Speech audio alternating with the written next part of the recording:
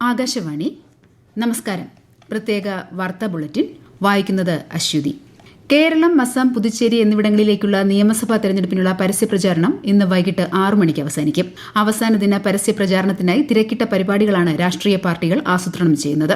വ്യാഴാഴ്ച നടക്കുന്ന തെരഞ്ഞെടുപ്പിൽ കേരളത്തിലെ 140 മണ്ഡലങ്ങളിൽ നിന്നായി 883 സ്ഥാനാർത്ഥികളാണ് മത്സരിക്കുന്നത്. അടുത്ത മാസം 4-നാണ് വോട്ടെണ്ണൽ.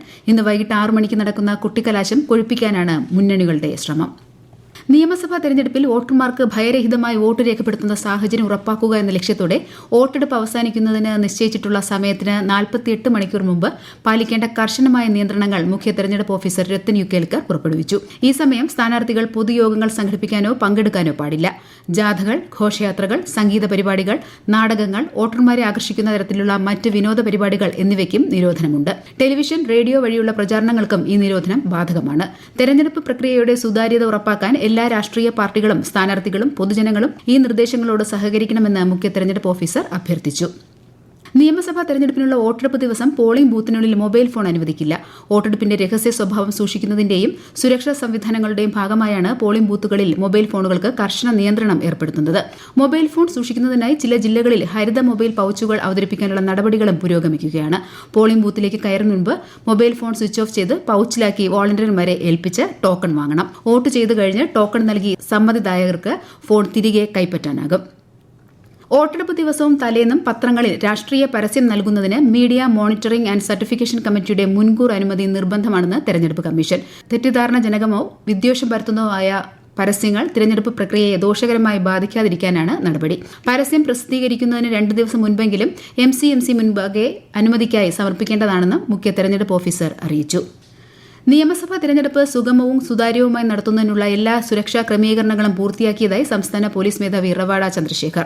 സംസ്ഥാനം മുഴുവൻ പ്രത്യേക സുരക്ഷാ മേഖലകളാക്കി തിരിച്ച് ഉന്നത ഉദ്യോഗസ്ഥരുടെ നേതൃത്വത്തിൽ 76,000-ലധികം പോലീസ് ഉദ്യോഗസ്ഥരെയാണ് സുരക്ഷയൊരുക്കുന്നതിന് നിയോഗിച്ചിട്ടുള്ളത്. 2,500 പ്രശ്നബാധിത ബൂത്തുകളാണുള്ളത്. ലോക്കൽ പോലീസിന് പുറമെ സ്പെഷ്യൽ യൂണിറ്റുകൾ, ബറ്റാലിയനുകൾ, മറ്റു ഡിപ്പാർട്ട്മെന്റുകളിലെ സേനാംഗങ്ങളെയും ഡ്യൂട്ടിക്കായി നിയോഗിച്ചിട്ടുണ്ട്. ഇതിനു പുറമെ 140 കമ്പനി കേന്ദ്രസേനാ വിഭാഗങ്ങളും 20 കമ്പനി തമിഴ്നാട് പോലീസും തെരഞ്ഞെടുപ്പിന്റെ ഭാഗമായി കേരളത്തിലുണ്ട്.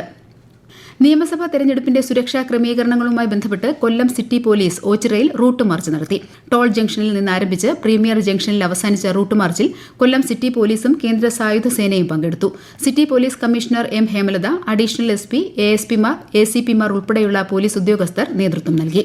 നിയമസഭാ തെരഞ്ഞെടുപ്പുമായി ബന്ധപ്പെട്ട മുൻകരുതലിന്റെ ഭാഗമായി കണ്ണൂർ ജില്ലയിലെ പടക്കക്കടകൾ ഇന്നു മുതൽ വെള്ളിയാഴ്ച വരെ അടച്ചിടണമെന്ന് ജില്ലാ കളക്ടർ അരുൺ K. വിജയൻ. ഇന്ന് വൈകുന്നേരം 6 മണി മുതൽ പ്രഖ്യാപിത രീതിയിലുള്ള നിരോധനാജ്ഞയും മദ്യനിരോധനവും ജില്ലയിൽ നിലവിൽ വരും.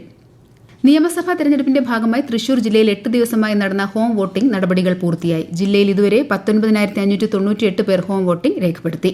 നിയമസഭാ തെരഞ്ഞെടുപ്പുമായി ബന്ധപ്പെട്ട് മലമ്പുഴ നിയോജക മണ്ഡലത്തിൽ ട്രാക്ടർ ബോധവൽക്കരണ റാലി നടന്നു. മുണ്ടൂർ ബസ് സ്റ്റാൻഡ് പരിസരത്ത് നിന്നും പൊരിയാനി വരെയാണ് ട്രാക്ടർ ബോധവൽക്കരണ റാലി സംഘടിപ്പിച്ചത്. 30ഓളം ട്രാക്ടറുകൾ റാലിയിൽ അണിനിരന്നു. കേരള നിയമസഭാ തെരഞ്ഞെടുപ്പ് പ്രമാണിച്ച് വോട്ടെടുപ്പ് ദിവസമായ ഏപ്രിൽ 9-ന് തൃശൂർ സുവോളജിക്കൽ പാർക്ക് അവധിയായിരിക്കും. അന്നേ ദിവസം സുവോളജിക്കൽ പാർക്കിലേക്ക് പൊതുജനങ്ങൾക്ക് പ്രവേശനം ഉണ്ടായിരിക്കില്ലെന്ന് അധികൃതർ അറിയിച്ചു. തമിഴ്നാട് നിയമസഭാ തെരഞ്ഞെടുപ്പിനുള്ള നാമനിർദ്ദേശ പത്രികാ സമർപ്പണം പൂർത്തിയായി. 3,400-ലധികം സ്ഥാനാർത്ഥികളാണ് മത്സര രംഗത്തുള്ളത്.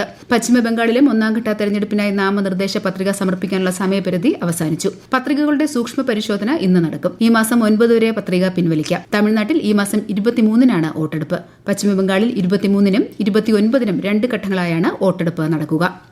ആന്ധ്രാപ്രദേശിന്റെ തലസ്ഥാനമായി അമരാവതിയെ പ്രഖ്യാപിക്കുന്ന ആന്ധ്രാപ്രദേശ് പുനഃസംഘടനാ ഭേദഗതി 2026-ന് രാഷ്ട്രപതി ദ്രൌപദി മുർമു അംഗീകാരം നൽകി. കഴിഞ്ഞ ആഴ്ച നടന്ന ബജറ്റ് സമ്മേളനത്തിലാണ് ലോക്സഭയും രാജ്യസഭയും ഈ ഭേദഗതി ബിൽ പാസാക്കിയത്. പുതിയ നിയമം നിലവിൽ വന്നതോടെ ആന്ധ്രാപ്രദേശിന്റെ ഒരേയൊരു തലസ്ഥാനമെന്ന നിയമപരമായ പദവി അമരാവതിക്ക് ലഭിച്ചു.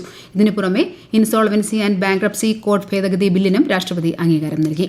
മുഖ്യ തെരഞ്ഞെടുപ്പ് കമ്മീഷണർ ജ്ഞാനേഷ് കുമാറിനെ നീക്കം ചെയ്യണമെന്നാവശ്യപ്പെട്ട് പ്രതിപക്ഷ അംഗങ്ങൾ സമർപ്പിച്ച നോട്ടീസ് രാജ്യസഭാ ചെയർമാനും ലോക്സഭാ സ്പീക്കറും തള്ളി. ഇരുവരും പ്രമേയ നോട്ടീസ് സ്വീകരിക്കാൻ വിസമ്മതിച്ചതായി സെക്രട്ടേറിയറ്റ് അറിയിച്ചു. മുഖ്യ തെരഞ്ഞെടുപ്പ് കമ്മീഷണറെ തൽസ്ഥാനത്ത് നിന്ന് മാറ്റുന്നതിന് പ്രമേയം അവതരിപ്പിക്കണമെന്നാവശ്യപ്പെട്ട് പ്രതിപക്ഷം ലോക്സഭയിലും രാജ്യസഭയിലും നോട്ടീസ് സമർപ്പിച്ചിരുന്നു. ഇന്ന് ലോകാരോഗ്യ ദിനം. 1948 ഏപ്രിൽ 7-ന് ലോകാരോഗ്യ സംഘടന സ്ഥാപിതമായതിന്റെ വാർഷികത്തോടനുബന്ധിച്ചാണ് ഈ ദിനാചരണം. പ്രത്യേക വാർത്താ ബുള്ളറ്റിൻ കഴിഞ്ഞു. അടുത്ത വാർത്താ പ്രക്ഷേപണം ഉച്ചയ്ക്ക് 12:30-ന്.